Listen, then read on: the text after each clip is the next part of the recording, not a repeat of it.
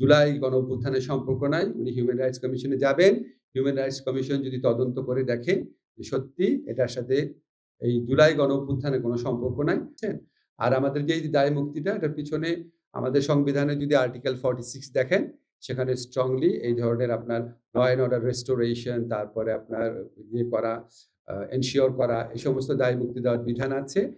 পৃথিবীতে বিভিন্ন দেশে যখন গণ অভ্যুত্থান বা বিপ্লব হয়, এই সাম্প্রতিককালে আরব বসন্ত দেশগুলোতেও, সেখানেও এরকম দায় মুক্তি দেওয়া হয়েছে।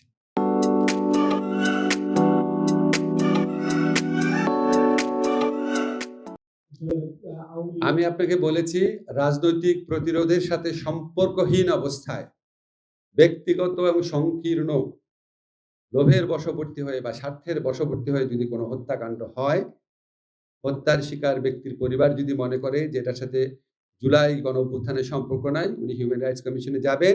হিউম্যান রাইটস কমিশন যদি তদন্ত করে দেখে যে সত্যি এটার সাথে এই জুলাই গণঅভ্যুত্থানের কোনো সম্পর্ক নাই, তাহলে উনারা যে রিপোর্ট দিবে এটা আদালত পুলিশি রিপোর্ট হিসেবে গণ্য করবে।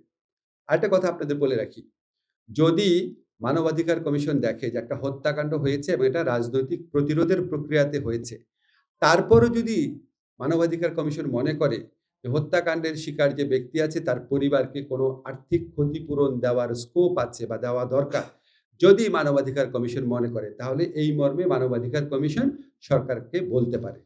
এই বিধানটাও রাখা হয়েছে।